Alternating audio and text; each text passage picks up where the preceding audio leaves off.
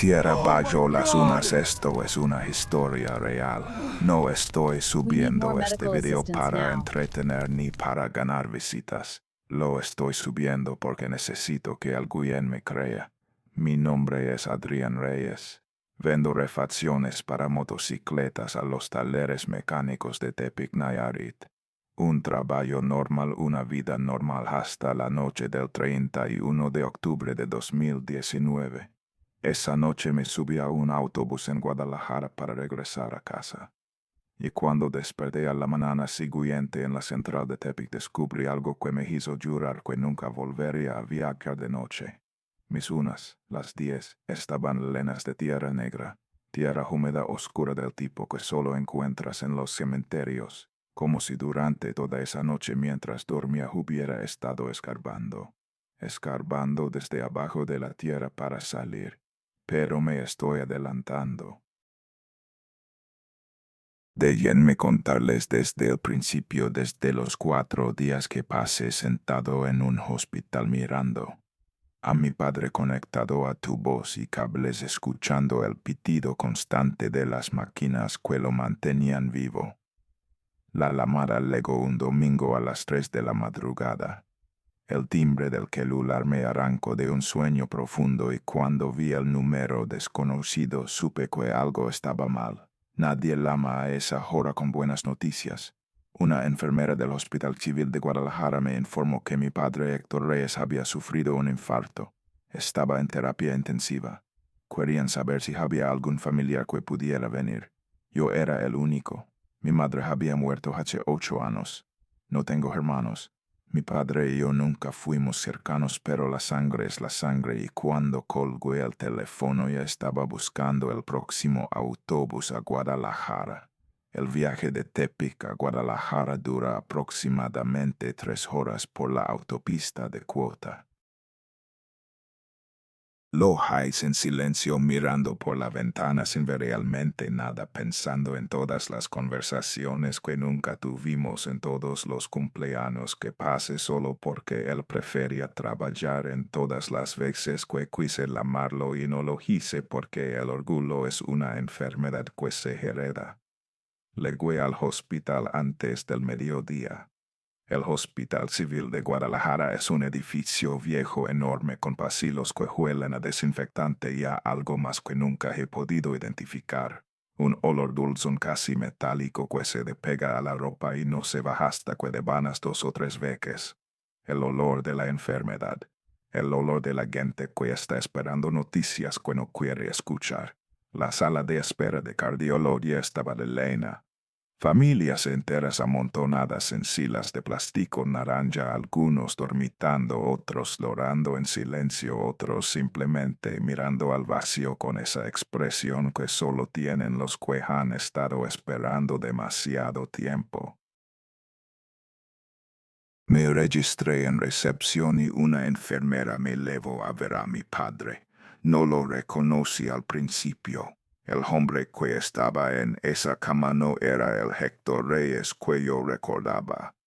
Mi padre siempre fue un hombre fuerte, de manos grandes y espalda ancha, con una voz que podía llenar una habitación sin necesidad de gritar. El hombre en esa cama era un cascarón. Piel gris colgando de huesos que parecían demasiado grandes para su cuerpo.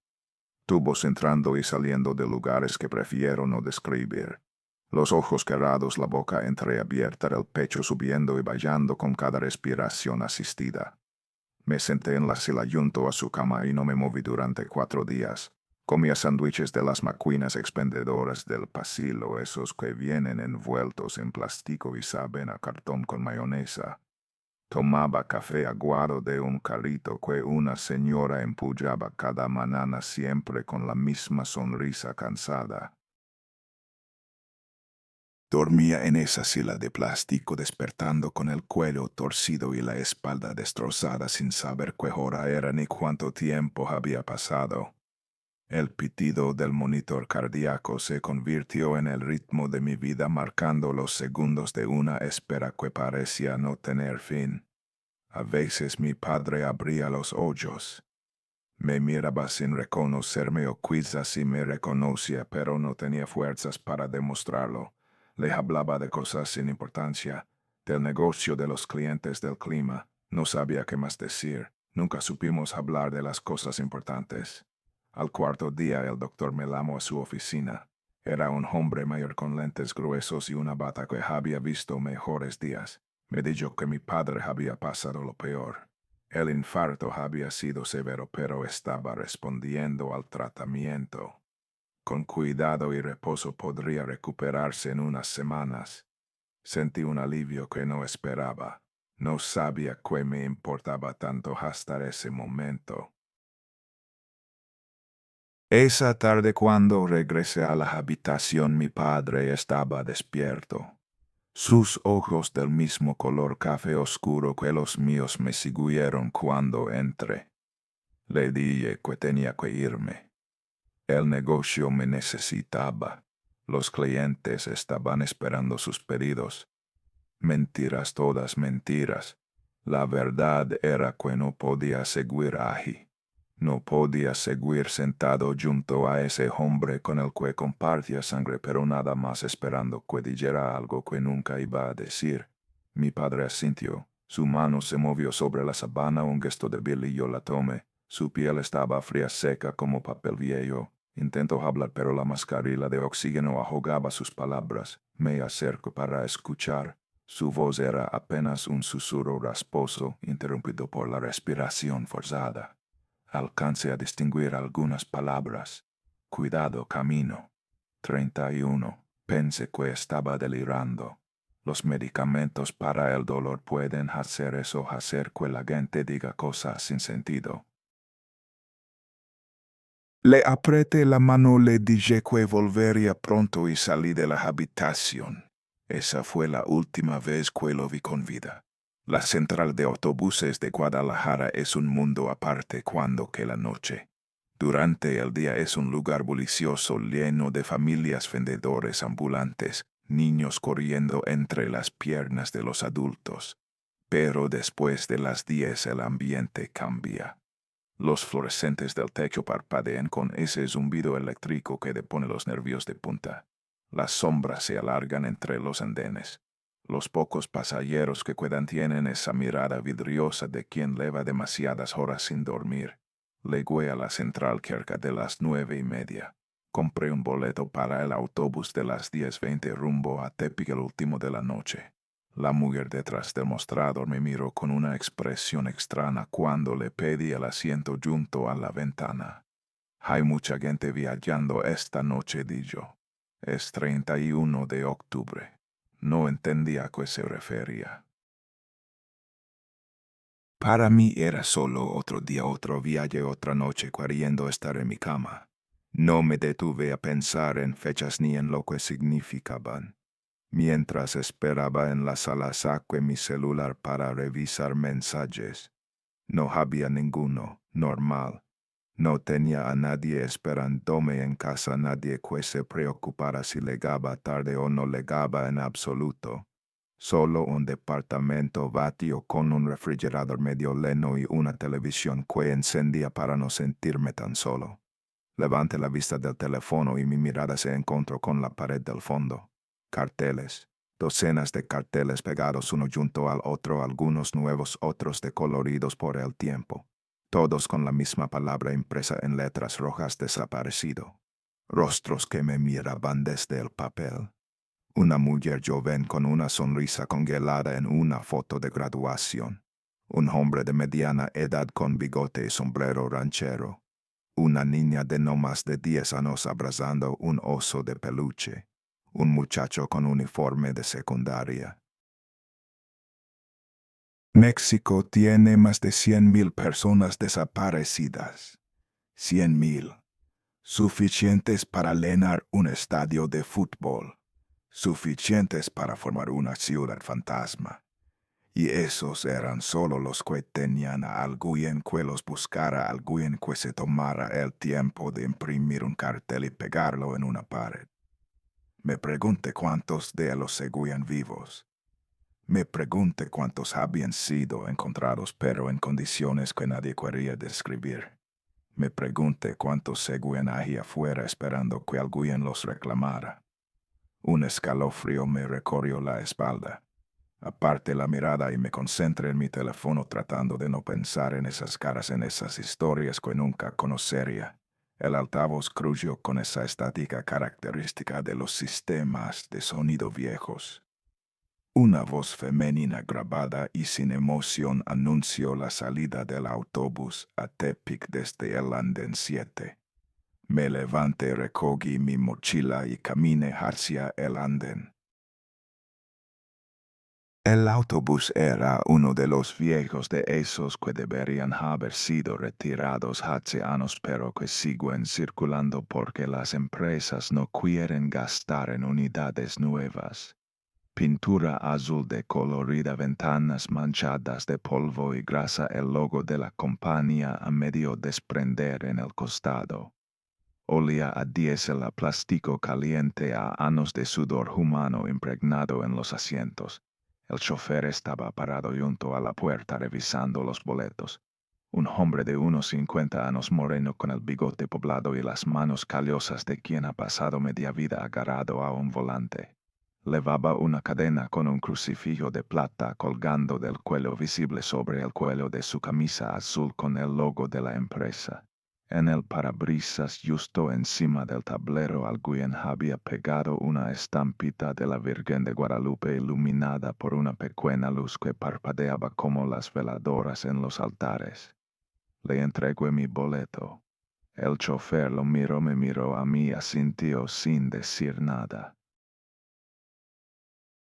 Sus ojos tenían esa expresión de quien ha visto demasiadas cosas y ha aprendido a no hacer preguntas. Subí al autobús. El interior estaba más oscuro de lo que esperaba. Solo unas pocas luces en el techo emitiendo ese resplandor amarillento que hace que todo parezca sucio y viejo. Los asientos de tela gastada se extendían en filas hacia el fondo, algunos ocupados, la mayoría vacíos. Caminé por el pasillo contando los números de los asientos. 15, 16, 17. Mi lugar. Fila 4, lado derecho junto a la ventana. El mismo número que la cama de mi padre en el hospital. En ese momento no le di importancia. Ahora mirando hacia atrás me pregunto si fue coincidencia o algo más. Me senté, metí la mochila entre mis pies y miré a mi alrededor para ver quiénes serían mis compañeros de viaje. En las primeras filas había una señora mayor vestida de negro de pies a cabeza con un rebozo oscuro cubriéndole la cabeza y una bolsa grande de mandado en el regazo. Tenía los ojos cerrados y los labios moviéndose en silencio como si estuviera rezando o hablando consigo misma. A media unidad un muchacho joven con una mochila escolar. No tendría más de 20 años. Llevaba audífonos puestos y la cabeza le rebotaba al ritmo de una música que solo él podía escuchar. Más atrás un hombre gordo con una chamarra deportiva que le quedaba demasiado apretada. Sostenía una bolsa de papel entre las manos del tipo que usan en las tiendas de abarrotes. Un olor a sudor rancio llegaba desde su dirección. En el asiento justo detrás del chofer un hombre flaco con chamarra negra. No se movía, no miraba el teléfono ni por la ventana. Solo estaba sentado allí perfectamente inmóvil con las manos sobre las rodillas y la vista clavada al frente. Algo en su quietud me incomodaba. Era como mirar una fotografía en lugar de una persona real. Me pregunté si estaría enfermo o quizás simplemente era uno de esos tipos que no les gusta hablar ni moverse durante los viajes. Había otros pasajeros dispersos por el autobús. Una mujer de mediana edad con bolsas de compras. Dos trabajadores con chalecos reflectantes. Una pareja de ancianos en la primera fila tomados de la mano dormitando con las cabezas inclinadas una hacia la otra. Conté rápido. 12 personas incluyéndome a mí, más el chofer 13. El motor huyó cuando el chofer lo encendió. El autobús vibró, tosió como un animal viejo despertando de una siesta y comenzó a moverse. Vi la central quedarse atrás por la ventana. Las luces, los carteles, las personas esperando otros autobuses.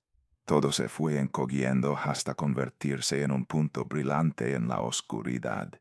Salimos a las calles de Guadalajara, avenidas anchas con semáforos parpadeantes, edificios de departamentos con ventanas iluminadas, negocios cerrados con cortinas de metal. La ciudad seguía viva a pesar de la hora. Pero a medida que nos alejábamos del centro, las luces se fueron espaciando. Los edificios dieron paso a bodegas industriales, luego a terrenos baldíos, luego a la nada. La carretera se extendía frente a nosotros como una cinta negra tragada por la oscuridad.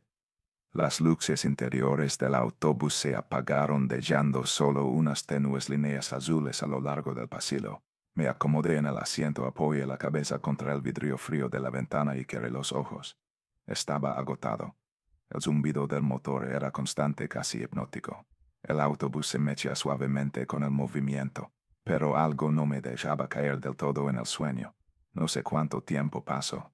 20 minutos, quizás 30. Abrí los ojos sin saber exactamente por qué, con esa sensación que tienes cuando algo te despierta pero no sabes qué fue. Miré por la ventana y fruncí el ceño. La carretera estaba completamente vacía, ni un solo vehículo en sentido contrario.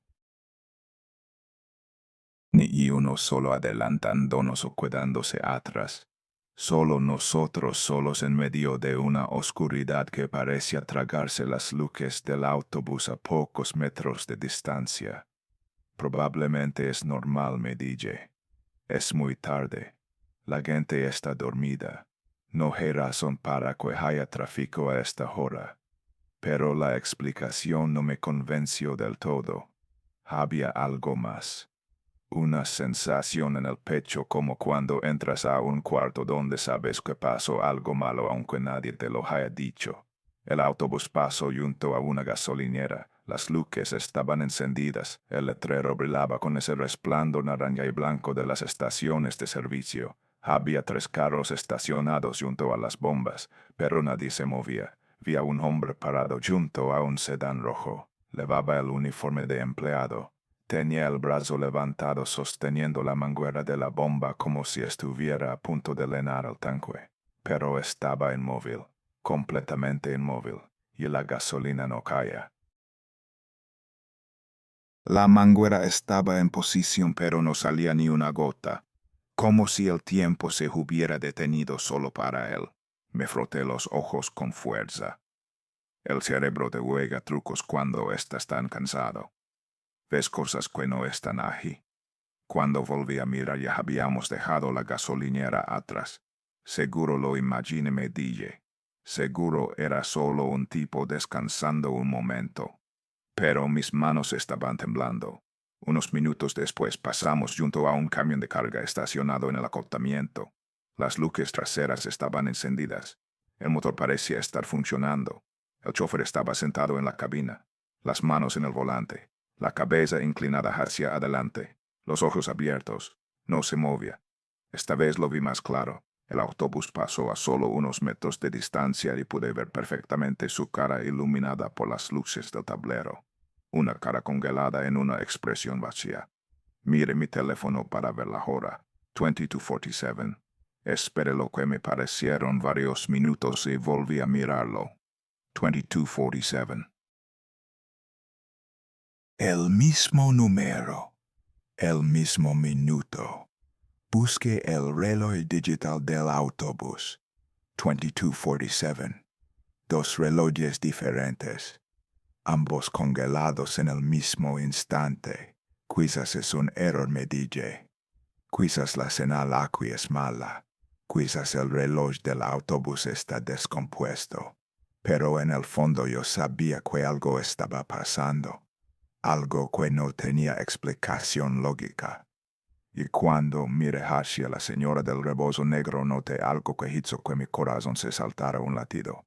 Sus manos descansaban sobre la bolsa de mandado, y debajo de cada una había tierra. Tierra compacta del color del luto incrustada tan profundo que parecía haber crecido allí. Miré al hombre flaco de la chamarra negra. Seguía en la misma posición exacta, pero ahora podía ver sus manos bajo la tenue luz azul del pasillo. Las mismas unas oscurecidas. La misma tierra. Todavía no entendía que esa noche en ese autobús yo era el único que seguía respirando. El olor llegó primero. No fue un cambio gradual, sino una invasión. Un segundo el aire olía a diésel y plástico viejo, y al siguiente una fragancia dulce y penetrante llenó mis pulmones. Traté de identificarla, de ponerle nombre a esa mezcla de dulzura empalagosa y algo más oscuro de bayo. Cempasúchil, la flor de los muertos. Esas flores anaranjadas que cubren los altares y las tumbas durante el Día de Muertos, guiando a las almas de regreso a casa con su aroma inconfundible. Mi madre solía llenar la casa con ellas cada noviembre, creando caminos de pétalos desde la puerta hasta el altar donde colocaba las fotos de mis abuelos. Pero estábamos en un autobús, en medio de la carretera. No había razón para ese olor. Me incorporé en el asiento tratando de localizar la fuente. El aroma se intensificaba con cada respiración, mezclándose ahora con otras notas que reconocí de inmediato, copal, el incienso que se quema en los velorios, que era de vela derritiéndose, pan de muerto con su toque de anís y azahar, y debajo de todo eso algo más.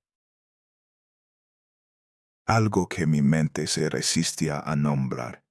Tierra removida. Humedad de lugares cerrados por mucho tiempo, el olor de las cosas que han estado enterradas. El vidrio de mi ventana comenzó a empanarse. Al principio pensé que era mi propia respiración, pero la neblina se extendía desde afuera hacia adentro, o quizás desde adentro hacia afuera, no podía estar seguro. Levanté la mano y toqué el cristal con la punta de los dedos. Estaba helado, no frío como el vidrio de un autobús con aire acondicionado, helado como el interior de un congelador, como tocar hielo seco. El frío me mordió la piel y retiré la mano por instinto. Mis dedos estaban cubiertos de una capa fina de polvo grisáceo. Lo froté entre el pulgar y el índice, sintiendo su textura arenosa. Parecía ceniza, o los restos de algo que prefería no imaginar. Me limpié la mano en el pantalón y traté de calmarme. El cansancio puede hacer que el cerebro interprete mal las cosas. 4 días sin dormir bien afectan la percepción. Era eso. Tenía que ser eso. Pero entonces miré al resto de los pasajeros, y el miedo que había estado conteniendo se desbordó. La señora del rebozo seguía en la misma posición exacta que cuando subí. No se había movido ni un centímetro. Ni un cabello fuera de lugar, ni un pliegue diferente en su ropa. Pero ahora, bajo la tenue luz azulada del pasillo, podía ver detalles que antes había pasado por alto. Su pecho no se movía. Me quedé mirando fijamente, contando los segundos, esperando ver esa subida y bajada que indica que alguien está respirando. 10 segundos, 20, 30, nada. Su pecho estaba tan quieto como una piedra. Me levanté despacio, agarrándome del respaldo del asiento frente a mí. Necesitaba ver mejor. Necesitaba confirmar que estaba equivocado, que era solo la luz, solo mi imaginación jugándome trucos. Di un paso hacia el pasillo. El muchacho de los audífonos estaba unos asientos más adelante. Seguía con la cabeza moviéndose al ritmo de su música, pero cuando lo miré con atención noté algo perturbador. El movimiento era mecánico, repetitivo. Exactamente el mismo ángulo, exactamente el mismo ritmo una y otra vez, como un péndulo, como una marioneta, y el cable de los audífonos no estaba conectado a nada. Colgaba suelto sobre su pecho, el extremo balanceándose en el aire. No había teléfono, no había reproductor de música. Solo un cable suelto y un joven que seguía asintiendo a un ritmo que no existía. Me acerqué un poco más, lo suficiente para ver su cara de perfil. Su piel tenía un tono que ni siento, como la de alguien que ha pasado demasiado tiempo sin ver el sol, o como la de alguien que ya no necesita el sol. Sus ojos estaban abiertos fijos en algún punto del respaldo frente a él, pero no había nada en ellos. Ningún brillo, ningún movimiento, ninguna señal de vida. Y en sus mejillas, brillando bajo la luz azul, había rastros de lágrimas secas. Retrocedí un paso chocando con el asiento del pasillo opuesto. El hombre gordo de la chamarra deportiva. Lo miré desde no haberlo hecho. Sus ojos estaban abiertos también, pero donde deberían haber estado sus pupilas solo había dos pozos de oscuridad. No blanco, no iris, nada. Solo vacío. Su boca estaba entreabierta, los labios resecos y agrietados y algo oscuro manchaba la comisura. Al principio pensé que era sangre seca, pero el color era incorrecto. Era más negro, más espeso. En sus manos seguía sosteniendo la bolsa de papel, pero ahora podía ver lo que había dentro a través de un pequeño desgarro en el costado. No era comida, era un hueso, largo, curvado, amarillento, del tamaño de un antebrazo humano. El estómago se me revolvió y tuve que tragarme la bilis que subió a mi garganta. Esto no está pasando, me dije. Esto no puede estar pasando. Pero seguía pasando, y yo seguía ahí atrapado en ese autobús con personas que ya no eran personas.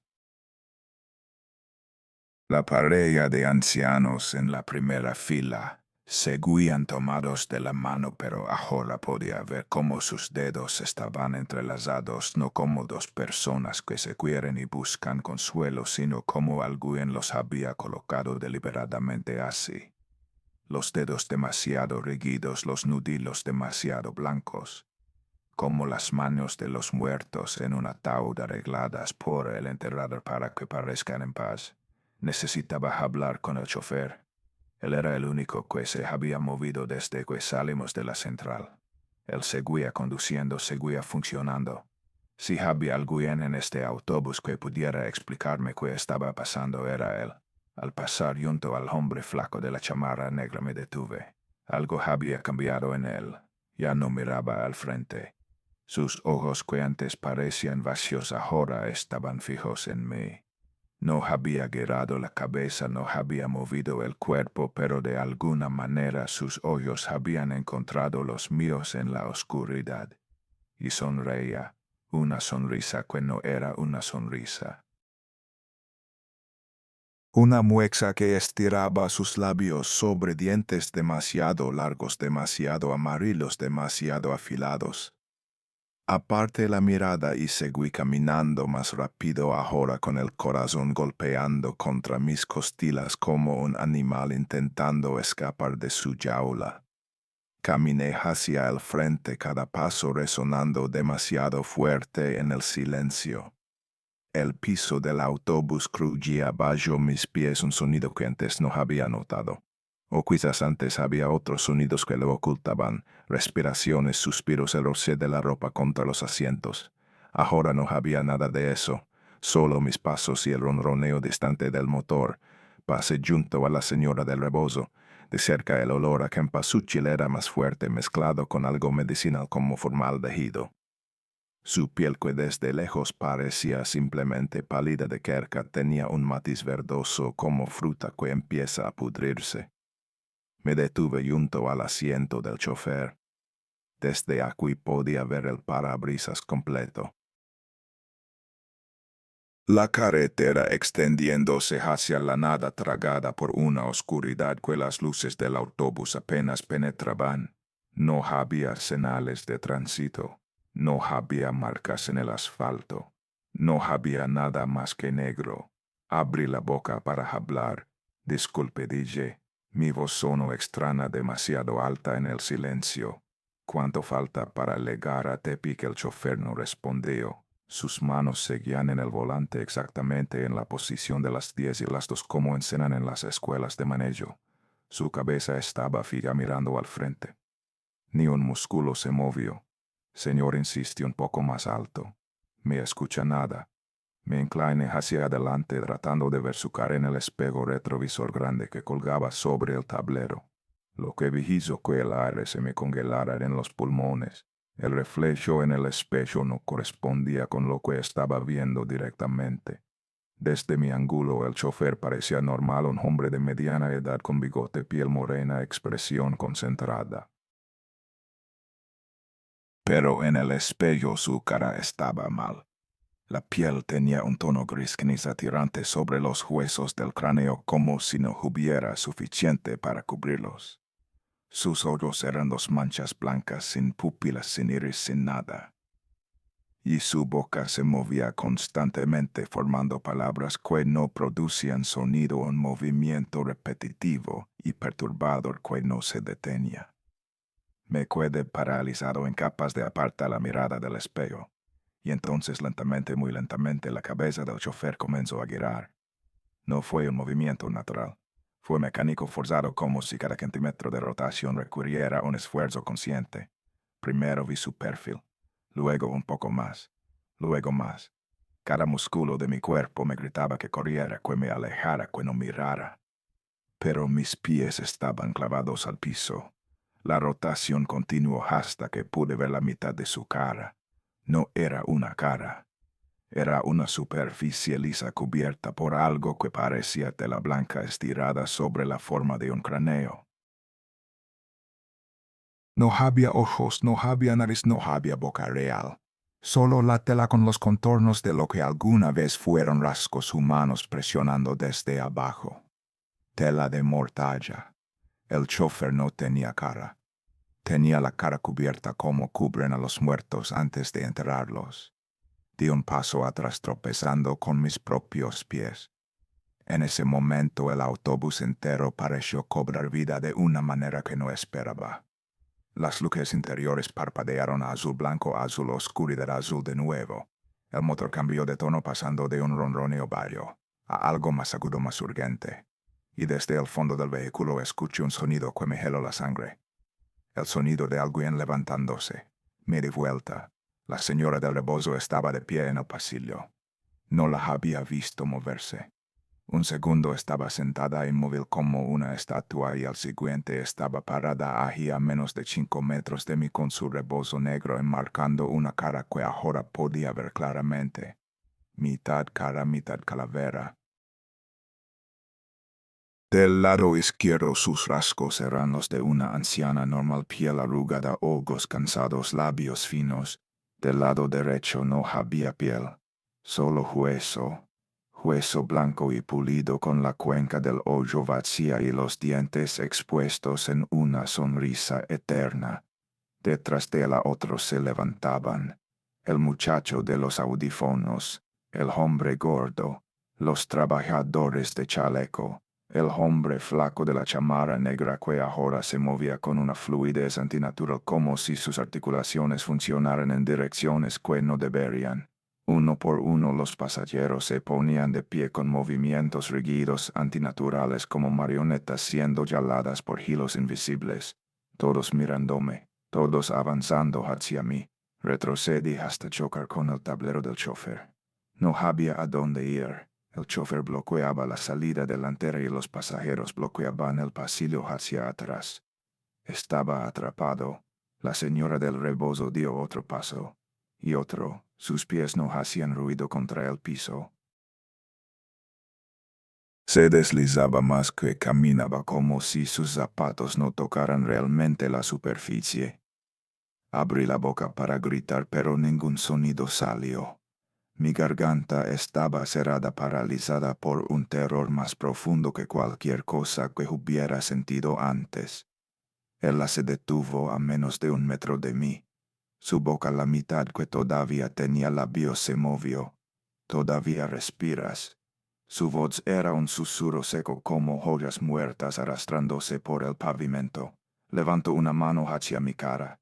Vi sus uñas largas amarillentas con tierra negra incrustada debajo. Vi su piel manchada con algo oscuro que podría haber sido sangre seca o algo peor. Cerré los ojos esperando el contacto. El autobús se detuvo con una sacudida violenta. Abrí los ojos. La señora ya no estaba frente a mí. Ninguno de los pasajeros estaba en el pasillo. Todos habían vuelto a sus asientos inmóviles como si nunca se hubieran movido. Afuera, a través del parabrisas, vi algo que no tenía ningún sentido. Una entrada de piedra antigua cubierta de musgo y enredaderas. Un arco con palabras taladas en la parte superior que no pude leer desde esa distancia. Y más allá del arco cientos, quizás miles de luces parpadeantes. Velas, veladoras, iluminando lo que solo podía ser un cementerio. El choferolo que cuidaba de él se levantó de su asiento y caminó hacia la puerta. La abrió con el mecanismo manual ya que el sistema neumático parecía haber dejado de funcionar. Uno por uno los pasajeros comenzaron a bajar. La señora del rebozo primero. Pasó junto a mí sin mirarme, sin detenerse, como si yo ya no existiera para ella. Bajó los escalones con una gracia imposible para alguien de su edad aparente y desapareció más allá del arco de piedra. El muchacho de los audífonos siguió. Luego el hombre gordo. Luego los trabajadores, la pareja de ancianos, todos los demás.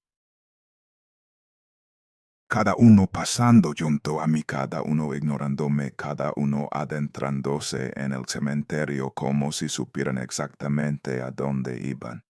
El hombre flaco de la chamarra negra fue el último. Se detuvo junto a mí por un momento, su cara a centímetros de la mía. De cerca pude ver que su piel no era piel en absoluto, sino algo parecido al cuero viejo, agrietado y reseco. Sus ojos, que antes parecían vacíos, ahora brillaban con una luz tenue amarillenta como velas a punto de apagarse. No dijo nada. Solo me miró, y en esa mirada había algo que no pude identificar. Advertencia, lástima. Hambre luego bajó los escalones y desapareció en la oscuridad del cementerio. Porque lo sabían. Todos lo sabían. Estaban yendo a casa. Me quedé solo en el autobús. Solo con el olor a cempasúchil y velas y tierra removida. Solo con el silencio que dejaron atrás. Supe que debería bajar. Supe que debería seguirlos o buscar ayuda o hacer algo que no fuera quedarme parado como un idiota en medio de un autobús vacío frente a un cementerio que no debería existir. Pero mis pies no se movían.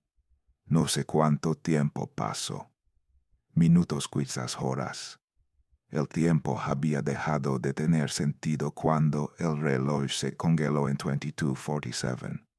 Finalmente encontré la fuerza para caminar, no hacia la puerta, hacia el fondo del autobús. Necesitaba saber, necesitaba entender qué había pasado, qué estaba pasando, porque yo seguía aquí cuando todos los demás se habían ido. Caminé por el pasillo vacío revisando cada asiento. En el lugar donde había estado la señora del rebozo encontré pétalos de cempasúchil esparcidos sobre la tela gastada y un rosario de cuentas negras con el crucifijo roto. En el asiento del muchacho una libreta a escolar con las páginas en blanco excepto por una frase repetida una y otra vez en letra cada vez más irregular. Lo siento, mamá, lo siento, mamá, lo siento, mamá. En el asiento del hombre gordo la bolsa de papel había desaparecido, pero quedaba un residuo oscuro en la tela con un olor que prefiero no describir. En el asiento del hombre flaco no había nada. Solo una mancha húmeda en la tela como si alguien hubiera estado lorando ahí durante mucho tiempo. En cada asiento algo, un objeto, una mancha, un olor. Fragmentos de vidas que ya no existían. Evidencia de personas que habían dejado de ser personas hace mucho tiempo. Le legué al último asiento, el del fondo junto a la puerta de emergencia. Allí estaba el papel. Una joya doblada amarillenta por el tiempo con las esquinas gastadas como si hubiera sido manipulada miles de veces. La tomé con manos temblorosas y la desdoblé. Era una lista. Lista de pasajeros ruta Guadalajara. Tepic, fecha 31 de octubre de 2009. Mis ojos recorrieron los nombres. María Elena Vázquez, Tomás Alejandro Ruiz, Eduardo y Carmen Soles. Nombres que no reconocía, pero que de alguna manera sabía que correspondían a las personas que acababan de bajar del autobús. Y entonces vi el cuarto nombre de la lista. Adrián Reyes, asiento 17. Fallecido mi nombre. Mi asiento. Mi muerte. El papel se me cayó de las manos. Esto no era posible. Esta lista era de 2009. Hace 10 años. Yo no estuve en ningún accidente hace 10 años. Yo estaba vivo. Estaba aquí. Estaba respirando. Verdad, mire mis manos. Parecían normales. Las sentía normales. Podía mover los dedos, sentir la textura de la tela de los asientos, percibir el frío del aire nocturno. Pero entonces, porque mi nombre estaba en esa lista, recogí el papel del suelo y lo leí de nuevo. Al final había una nota manuscrita con tinta desvanecida: accidente en el KM47, carretera libre Guadalajara-Tepic. Autobús perdió el control y cayó al barranco. Sin sobrevivientes. Sin sobrevivientes. El autobús se sacudió. El motor que había estado en silencio rugió de nuevo. Las luces parpadearon y se estabilizaron. Y antes de que pudiera reaccionar, el vehículo comenzó a moverse, alejándose del cementerio y regresando a la carretera. Corrí hacia el frente, hacia el asiento del chofer. Estaba vacío. El volante giraba solo, ajustándose a las curvas de una carretera que yo no podía ver claramente a través del parabrisas. El autobús se conducía a sí mismo, o algo lo estaba conduciendo, llevándome hacia algún lugar que yo no había elegido. Me dejé caer en el primer asiento disponible de la pareja de ancianos. Estaba tibio todavía, como si alguien acabara de levantarse de él. A través de la ventana el paisaje comenzó a cambiar. Ya no era la carretera vacía de antes. Ahora había luces. Luces rojas y azules parpadeando en la distancia. Luces de linternas moviéndose entre los árboles.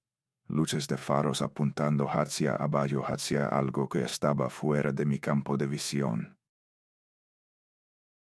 El autobús redujo la velocidad y se detuvo. Estábamos en el borde de un barranco, y abajo, iluminado por las luces de emergencia, estaba el infierno.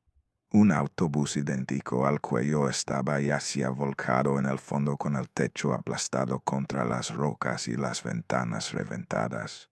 El fuego había consumido la parte trasera, dejando solo una estructura carbonizada que humeaba en el aire nocturno. Alrededor del vehículo destruido, figuras con chalecos reflectantes se movían entre los escombros, sacando cosas que no quería ver. Cuerpos, cubiertos con sábanas blancas que ya no eran blancas. Conté las sábanas: 1, 2, 3, 12 cuerpos, el mismo número de pasajeros que había contado en este autobús. Y entonces vi algo que hizo que mi corazón se detuviera. A unos metros del autobús volcado, separado de los demás, había otro cuerpo. Este no estaba cubierto todavía. Los paramédicos estaban arrodillados junto a él, revisándolo, sacudiendo la cabeza con esa expresión que tiene la gente cuando ya no hay nada que hacer. El cuerpo llevaba una chamarra gris, jeans azules, tenis blancos, mi chamarra, mis jeans, mis tenis. Y en la parte de atrás de la cabeza, visible incluso desde esta distancia, había una cicatriz. Una cicatriz pequeña del tamaño de una moneda que me había quedado cuando tenía 7 años y me caí de un árbol de guayaba en el patio de mi abuela. Estaba mirando mi propio cadáver. No sé cuánto tiempo me quedé ahí paralizado, incapaz de procesar lo que estaba viendo. Minutos, horas. El tiempo había dejado de existir. Estaba muerto. Había muerto hace 10 años en este mismo lugar y simplemente no lo sabía. O estaba muriendo ahora, en este momento, y mi cerebro estaba inventando todo esto como una forma de protegerme de la realidad. Una voz me sacó de mi trance. Todavía no es tu hora. Me di vuelta. La señora del rebozo estaba de pie en el pasillo del autobús mirándome, con su cara mitad humana, mitad calavera. Pero algo había cambiado en ella. Ya no se veía amenazante. Se veía triste, infinitamente triste. No entiendo, logré decir, mi voz apenas un susurro.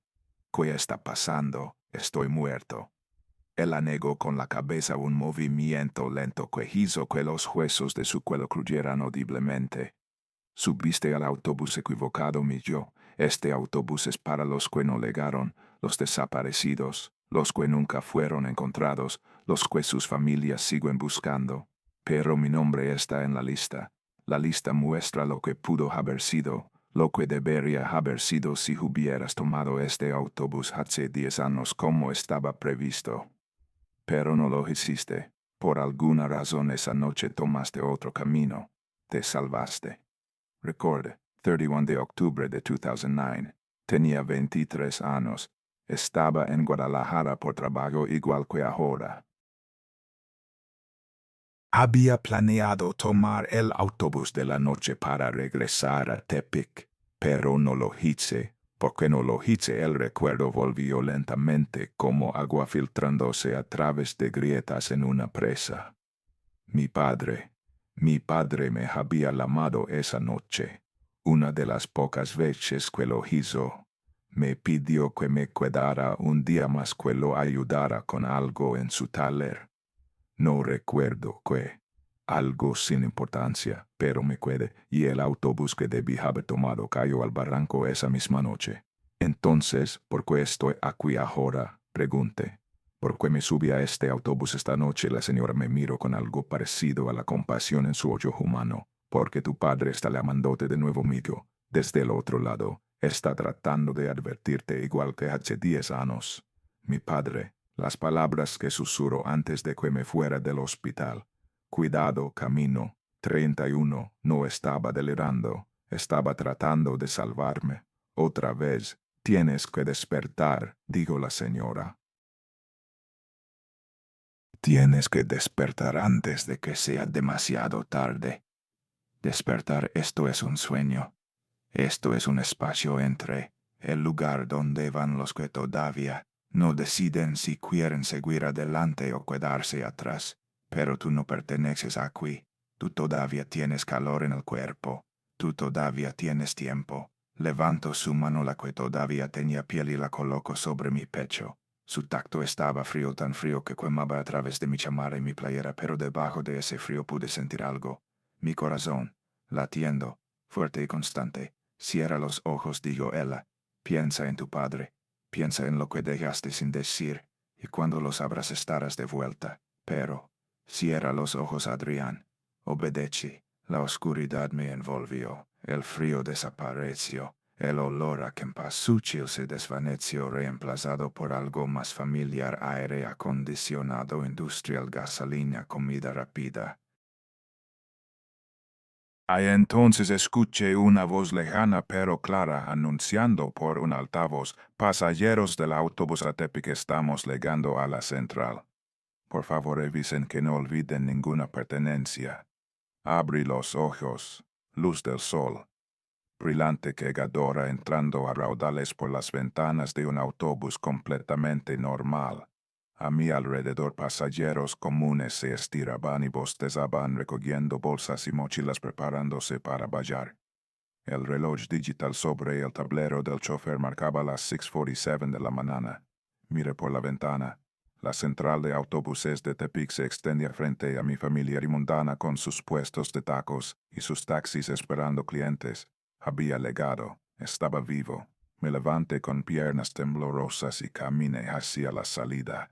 El chofer, un hombre completamente diferente al de mi recuerdo, me deseó buen día con una sonrisa cortés. Bajé del autobús y mis pies tocaron el concreto sólido de la plataforma. El aire olía a humo de escape y a tortillas recién hechas. Los sonidos de la ciudad me envolvieron: bocinas, voces, música de alguna tienda cercana. Todo normal. Todo real. Saqué mi teléfono del bolsillo para revisar la hora, para confirmar que el tiempo había vuelto a funcionar. Y entonces lo vi. Mis manos, mis uñas, debajo de cada una incrustada como si formara parte de mi propia carne, había tierra. Tierra del color de las noches sin luna, del color de los lugares donde descansan los que ya no despiertan. Me quedé mirándolas por lo que pareció una eternidad mientras los otros pasajeros me rodeaban y desaparecían en la estación. No podía moverme, no podía pensar. La tierra seguía ahí, prueba de que lo que había vivido no fue un sueño, no fue una alucinación, no fue el producto de un cerebro agotado jugando trucos crueles. Había estado ahí, en ese autobús, con esos pasajeros, en ese espacio entre la vida y la muerte donde los que nunca fueron encontrados siguen viajando noche tras noche buscando el camino a casa. Y una parte de mí se había quedado con ellos. Lo primero que hice fue buscar un baño. Necesitaba agua. Necesitaba lavarme las manos, quitarme esa tierra de debajo de las uñas, eliminar cualquier evidencia física de lo que había pasado. Como si eso pudiera hacer que dejara de ser real. El baño de la central estaba sucio con grafitis en las paredes y espejos manchados de salpicaduras de jabón seco, pero tenía agua corriente y en ese momento eso era todo lo que necesitaba. Abrí la lava y metí las manos bajo el chorro frío. Frote, rasque. Use el jabón líquido rosado del dispensador ese que huele a químicos baratos y deja las manos pegajosas. La tierra no salía. Frote más fuerte. Use las uñas de una mano para raspar debajo de las otras. Me lastimé la piel dejando marcas rojas que empezaron a sangrar ligeramente. La tierra seguía allí, incrustada, permanente, como si hubiera crecido allí, como si fuera parte de mi cuerpo. Me miré en el espejo. Mi cara estaba pálida con ojeras profundas y los ojos enrollecidos. Parecía un fantasma. Parecía uno de ellos. Y si lo era, y si la señora del rebozo se había equivocado, y si yo no había despertado realmente y esto era solo otra capa del sueño, otra parte del espacio entre mi pellizco y el brazo con fuerza. Dolió. El dolor era real. Pero la tierra también era real y eso no debería ser posible. Salí del baño sin secarme las manos dejando un rastro de gotas en el piso de la central. Necesitaba aire. Necesitaba espacio. Necesitaba pensar. Encontré una banca vacía cerca de los andenes y me dejé caer en ella. Mi mochila cayó a mis pies con un golpe sordo. ¿Qué había pasado realmente? Había subido a un autobús fantasma lleno de muertos que vagan por las carreteras de México cada 31 de octubre. Había viajado a través del tiempo, del espacio, de algo que no tenía nombre. Había visto mi propio cadáver en un accidente que ocurrió hace 10 años, un accidente del que me salvé solo porque mi padre me llamó esa noche. Ninguna de esas opciones tenía sentido, pero tampoco lo tenía la tierra debajo de mis uñas. Saqué mi teléfono de nuevo. Esta vez, en lugar de mirar la hora, abrí el navegador y escribí una búsqueda. Accidente autobús Guadalajara Tepic 31 Octubre 2009. Los resultados aparecieron casi instantáneamente. El primer enlace era de un periódico local. Lo abrí con el corazón latiendo tan fuerte que podía sentirlo en la garganta. Tragedia en la carretera, autobús cae a Barranco, 12 muertos. La fecha del artículo 1 de noviembre de 2009. Leí el texto con ojos que apenas podían enfocar las palabras.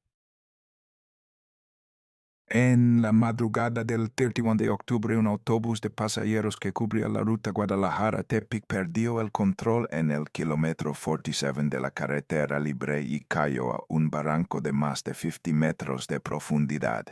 Las autoridades confirmaron la muerte de las 12 personas a bordo, incluyendo el conductor. Se presume que el chofer se quedó dormido al volante.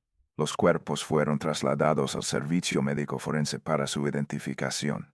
Debajo del texto había una foto, el autobús volcado, el mismo que había visto desde arriba la noche anterior, el mismo techo aplastado, las mismas ventanas reventadas, el mismo fuego consumiendo la parte trasera. No era un sueño, no era una alucinación. Ese accidente había ocurrido. Esas personas habían muerto. Seguí leyendo.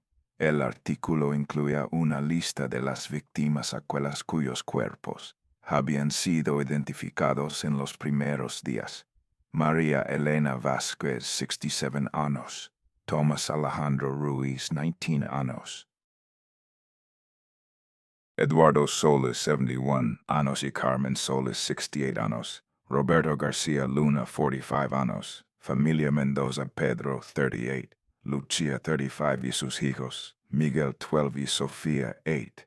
Seguí buscando mi nombre en la lista. No estaba, porque yo no había subido a ese autobús, porque mi padre me llamó. Pero mi nombre sí estaba en la lista del papel que encontré en el autobús fantasma, en la versión de los eventos que debió haber sido. En el futuro que evité sin saberlo. Cerré el navegador y me quedé mirando la pantalla negra de mi teléfono. Porque después de 10 años había terminado en ese autobús, porque había visto lo que había experimentado, lo que experimenté la respuesta luego antes de que pudiera formular la pregunta completamente. Mi padre, la señora del rebozo lo había dicho. Mi padre estaba llamándome desde el otro lado, tratando de advertirme de que saque el teléfono de nuevo y marque el número del hospital. No contestaron inmediatamente. Tuve que pasar por 3 transferencias, explicar mi situación 3 veces, esperar en línea mientras escuchaba una música de espera que me ponía los nervios de punta. Finalmente una voz humana. Hospital Civil de Guadalajara, ¿en qué puedo ayudarle? Necesito información sobre un paciente, Héctor Reyes. Estaba en cardiología habitación. Un momento, por favor. Más espera. Más música, más minutos que parecían horas. Señor, sigue aquí. Sí, aquí estoy. Lamento informarle. La voz de la mujer cambió adoptando ese tono suave y practicado que usan para dar malas noticias. El señor Héctor Reyes falleció esta madrugada, aproximadamente a las 3 de la mañana. Sufrió un segundo infarto. Lo siento mucho. El teléfono se me resbaló de la mano. Cayó al suelo de la central con un golpe que apenas registré. Mi padre estaba muerto. Había muerto mientras yo estaba en ese autobús viajando con los fantasmas de personas que habían muerto 10 años antes. Había muerto llamándome probablemente igual que esa noche de 2009. Y yo no había estado allí. Otra vez, recogí el teléfono del suelo con manos que temblaban tanto que apenas podía sostenerlo. La pantalla estaba rayada, una telaraña de grietas extendiéndose desde una esquina. Hice otra búsqueda, esta vez no en internet. Busqué en mis mensajes, en mis llamadas perdidas, en cualquier notificación que pudiera haberme perdido durante la noche. Ahí estaba, una llamada perdida a las 2:47 de la madrugada, del Hospital Civil de Guadalajara. 2:47, el mismo patrón que el reloj del autobús congelado en 22:47, el mismo patrón que la hora delegada 6:47, el número 47, el kilómetro donde ocurrió el accidente hace 10 años. No tenían mensaje de voz, pero podía imaginar lo que habrían dicho, que mi padre había empeorado, que estaba preguntando por mí, que querían saber si podía venir, y yo no contesté porque estaba en otro lugar, en otro tiempo. En otro plano de existencia donde los muertos viajan en autobuses que nunca llegan a su destino. Me quedé sentado en esa banca por mucho tiempo, no sé cuánto exactamente. El sol subió más alto en el cielo, la central se llenó de gente y luego se vació un poco. Los vendedores ambulantes pasaron ofreciendo chicles y periódicos. Un niño corrió frente a mí persiguiendo una pelota de plástico. La vida seguía, el mundo seguía girando, la gente seguía naciendo y muriendo y viajando en autobuses que llegaban a sus destinos sin ningún incidente sobrenatural. Solo yo estaba atrapado en ese momento, incapaz de avanzar, incapaz de procesar lo que había perdido. Mi padre había tratado de salvarme 2 veces. La primera vez hace 10 años con una llamada que me mantuvo alejado de un autobús condenado. La segunda vez esta noche con un susurro que no entendí hasta que fue demasiado tarde. Y ambas veces yo no estuve ahí cuando él me necesitó. Esa es la ironía más cruel de todas. Me salvó la vida y yo no pude estar presente cuando él perdió la suya. Eventualmente me levanté. Tomé mi mochila, caminé hacia la salida de la central y encontré un taxi que me llevara a mi departamento. El taxista trató de hacer conversación. Le respondí con monosílabos hasta que dejó de intentarlo. En mi departamento me quité la ropa que había usado durante 4 días y la arrollé a un rincón. Me metí a la regadera y dejé que el agua caliente me cayera encima por casi una hora hasta que el tanque se vació y el chorro se volvió helado. La tierra debajo de mis uñas seguía ahí. Intenté quitarla otra vez, con un cepillo de dientes viejo, con un palillo, con un cuchillo pequeño que normalmente uso para abrir paquetes. No importaba lo que hiciera. La tierra permanecía incrustada tan profundo que parecía haberse fusionado con mi carne. Me rendí. Me senté en el borde de la cama envuelto en una toalla húmeda mirando mis manos como si pertenecieran a otra persona. Esto era mi recordatorio, entendí entonces. Mi prueba de que lo que viví fue real. Mi conexión permanente con ese lugar entre la vida y la muerte, con esos pasajeros que nunca llegaron a su destino, con esa noche que cambió todo aunque no cambió nada. Los días siguientes pasaron en una bruma. Hice los arreglos para el funeral de mi padre. Firmé papeles. Hablé con personas que no recuerdo. Asentí cuando me daban el pésame aunque las palabras no significaban nada para mí. Lo enterramos en el Panteón Municipal de Tepic junto a mi madre. El día estaba nublado con ese cielo gris que parece apropiado para los funerales. Había poca gente, algunos vecinos viejos, un par de conocidos de su trabajo, nadie más. Cuando todos se fueron me quedé solo frente a la tumba. La tierra recién removida tenía exactamente el mismo tono que la que llevaba debajo de las uñas. No me sorprendió. Lo siento, papá, dije en voz alta aunque no había nadie para escucharme. Siento no haber estado ahí. Siento todos los años que perdimos. Siento ser el tipo de persona que huye de las cosas difíciles en lugar de enfrentarlas. El viento movió las hojas de un árbol cercano. Por un momento casi sonó como una respuesta. Gracias por salvarme. Las 2 veces. No sé cómo lo hiciste, pero sé que fuiste tú. Siempre fuiste tú. Me quedé ahí hasta que oscureció y luego me fui a casa. Esa noche dormí por primera vez en casi una semana. Dormí sin sueños, sin pesadillas, sin visiones de autobuses fantasma ni pasajeros con caras de calavera. Solo oscuridad, solo silencio, solo descanso. A la mañana siguiente lo primero que hice fue revisar mis manos. La tierra había disminuido considerablemente, no toda. Quedaban rastros pequeñas sombras oscuras en el borde de algunas unas. Pero la mayor parte se había ido, como si el funeral hubiera creado algún tipo de círculo, como si enterrar a mi padre hubiera liberado algo que necesitaba ser liberado. O quizás solo necesitaba tiempo.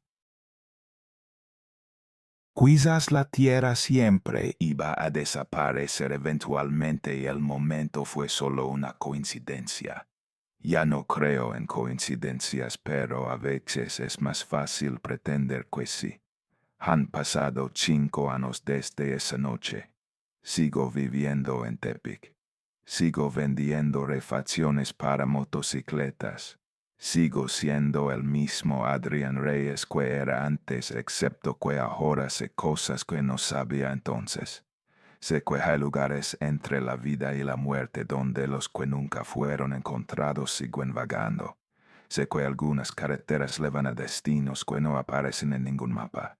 Sé que los muertos pueden llamarnos, advertirnos, salvarnos si estamos dispuestos a escuchar. Y sé que cada año cuando llega el 21 de octubre algo cambia. No importa dónde esté ni qué esté haciendo. Cuando el reloj marca las 22:47 de esa noche el aire se vuelve más frío. El olor a cempasúchil aparece de la nada. Y debajo de mis uñas, aunque las haya limpiado esa misma tarde, aparecen rastros oscuros que no estaban allí antes. Dura hasta el amanecer del 1 de noviembre. Luego desaparece igual que los altares que la gente levanta para sus muertos, igual que las velas que se consumen durante la noche, igual que los recuerdos que vuelven a hundirse en el fondo de la memoria hasta el próximo año. Nunca he vuelto a tomar un autobús de noche. No importa si es urgente, no importa si es la única opción. Prefiero esperar hasta el amanecer, prefiero manejar yo mismo, prefiero cualquier cosa que no sea sentarme en un asiento numerado mientras las luces de la ciudad desaparecen detrás de mí, porque sé lo que puede pasar en esas carreteras cuando cae la noche. Sé quién más puede estar viajando. A veces cuando paso junto a una central de autobuses me detengo a mirar los carteles de personas desaparecidas. Hay más cada año, más caras, más nombres, más familias que nunca tendrán respuestas. Me pregunto cuántos de ellos terminaron en ese autobús. Me pregunto si siguen viajando noche tras noche buscando un destino que nunca van a encontrar. Me pregunto si algún día alguien más subirá por error como yo y logrará despertar antes de que sea demasiado tarde. Eso es lo que quiero decirles. A ustedes que están escuchando esto que quizás piensan que es solo una historia, solo entretenimiento, solo algo para pasar el rato. No lo es, esto me pasó a mí realmente. Cada detalle que les conté es verdad. Y si alguna vez tienen que viajar de noche en México, especialmente el 31 de octubre, les pido que tengan cuidado. Miren a los otros pasajeros antes de subir. Revisen sus manos, busquen sombras oscuras debajo de las unas, ese color que no pertenece a ningún jardín ni ningún campo de cultivo. Si la ven, no suban. No importa si es el último autobús. No importa si llegarán tarde. No importa nada excepto estos viajes de los que no se regresa. Y si ya están arriba, cuando lo noten, si el autobús ya arrancó y el reloj se congela en un número que no cambia, cierren los ojos. Piensen en alguien que los ama. Piensen en algo que los ancle a este mundo, a esta vida, a esta realidad. Y recen para despertar.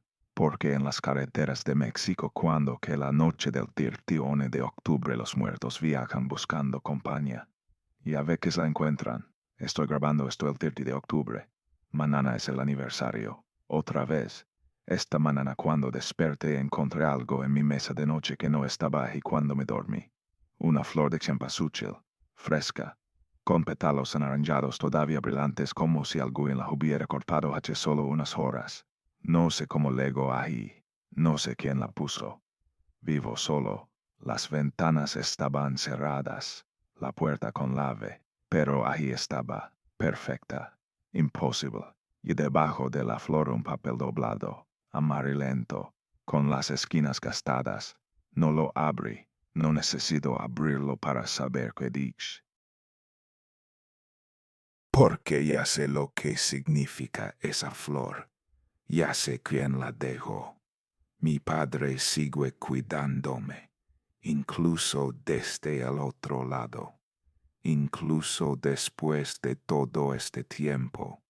Y mañana por la noche, cuando el reloj marque las 22:47, voy a encender una veladora junto a su foto. Voy a poner flores de cempasúchil en el altar que nunca antes me molesté en Hampshire. Voy a sentarme en silencio y recordar todas las cosas que nunca le dije. Y si el olor a tierra húmeda aparece, si mis uñas se oscurecen, si el aire se vuelve frío, esta vez no voy a tener miedo, porque ahora entiendo algo que no entendía antes.